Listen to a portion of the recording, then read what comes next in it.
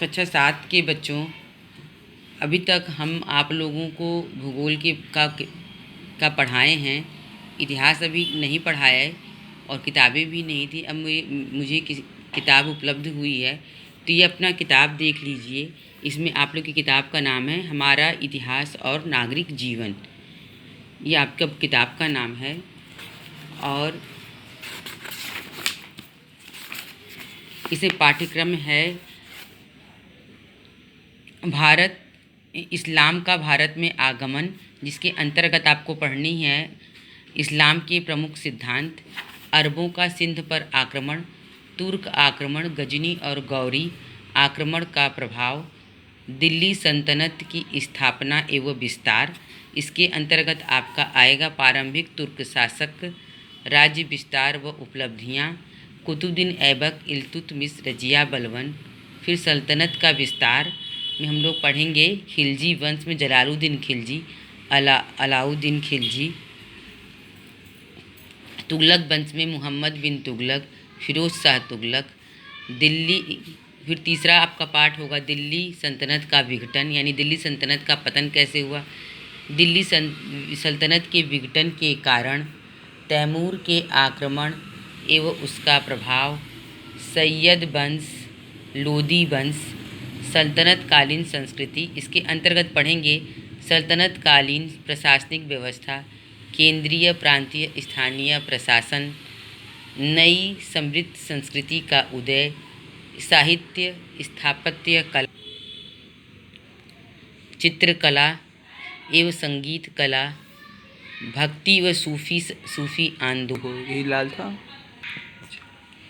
सूफी आंदोलन, विज्ञान एवं प्रौद्योगिकी का विकास, अस्त्र शस्त्र का निर्माण, चिकित्सा एवं खगोल शास्त्र, कृषि, व्यापार, यातायात। और दक्षिण के राज्य में बहमनी राज्य की स्थापना, हसन गुंग का उल्लेख, फिरोज शाह व वजीर मोहम्मद गवां, विजयनगर राज्य, हरिहर व बुक्का द्वारा इसकी स्थापना व कृष्णदेव राय की उपलब्धियां, बहमनी विजयनगर का पारस्परिक संघर्ष, कारण व परिणाम। उसके बाद हम लोग पढ़ेंगे मुग़ल साम्राज्य, भारत में मुग़ल साम्राज्य की स्थापना, बाबर का उल्लेख, पानीपत का प्रथम युद्ध, हिमायूं अफगान संघर्ष, बहादुर शाह और शेर शाह, चौसा एवं कन्नौज का युद्ध, शेर शाह का शासन, राजस्व, सैन्य, प्रशासनिक सुधार, शेर शाह का साम्राज्य, अकबर, पानीपत का द्वितीय युद्ध, अकबर राजपूत संबंध, अकबर का साम्राज्य, विस्तार, भू राजस्व, मनसबदारी प्रथा। अकबर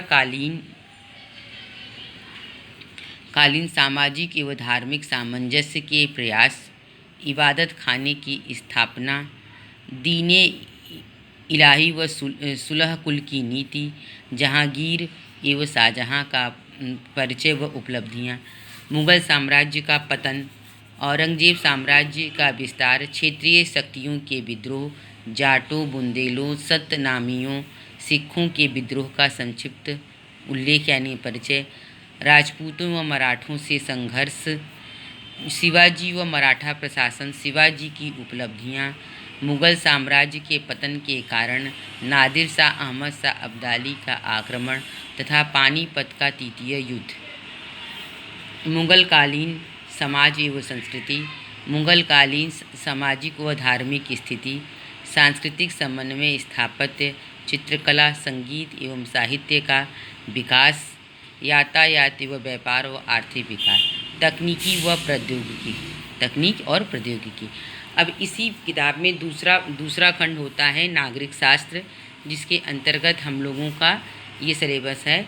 इसमें आपके कई पार्ट हैं, जिसमें हमारा संविधान, भारतीय संविधान का निर्माण, संविधान की प्रस्तावना, संविधान की विशेषताएं, मूल अधिकार, अर्थ एवं प्रकार, शिक्षा का अधिकार एवं बाल अधिकार, मानव अधिकार का अर्थ व महत्व, राज्य की नीति निर्देशक तत्व, मूल कर्तव्य, केंद्र तथा राज्य की शासन व्यवस्था, भारतीय संघ व्यवस्था, केंद्र तथा राज्य के बीच शक्ति विभाजन, केंद्रीय व्यवस्थापिका एवं कार्यपालिका गठन तथा कार्य,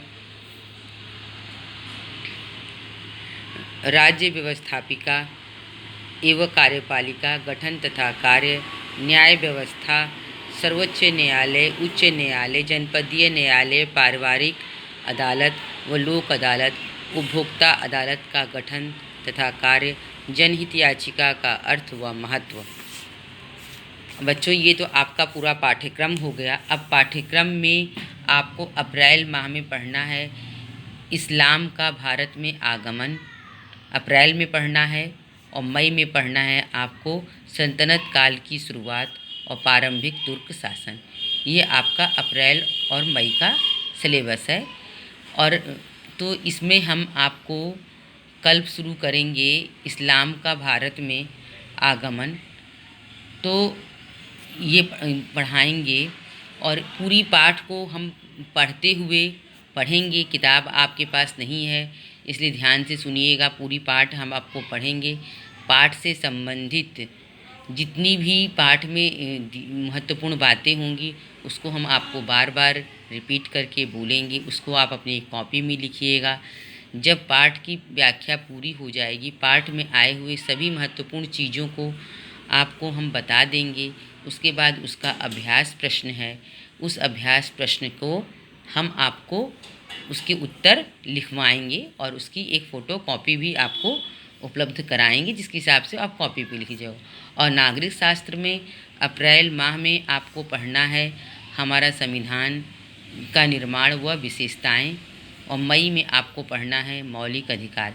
इस पाठ को भी हम उसी तरह से पढ़ेंगे, पूरा किताब पाठ आपको पढ़ के सुनाएंगे और फिर उसको समझाएंगे, इसकी व्याख्या करेंगे और प्रश्न उत्तर हम आपको फ़ोटोकॉपी के द्वारा, व्हाट्सएप के द्वारा आपको देंगे, जिसको आप अपनी कॉपी में लिखेंगे। इस तरह से आपका ये सिलेबस हुआ। इसकी 2 कॉपी बना लीजिएगा, एक इतिहास की, एक नागरिक शास्त्र की, साफ़ सुथरी। अगर जो बच्चे ये नहीं खरीद पाएंगे, एक ही कॉपी खरीदेंगे, तो कॉपी को 4 हिस्से में बांट लेंगे। 3 हिस्सा इतिहास के कार्य के लिए रखेंगे, 1 हिस्सा नागरिक शास्त्र के कार्य के लिए रखेंगे। धन्यवाद।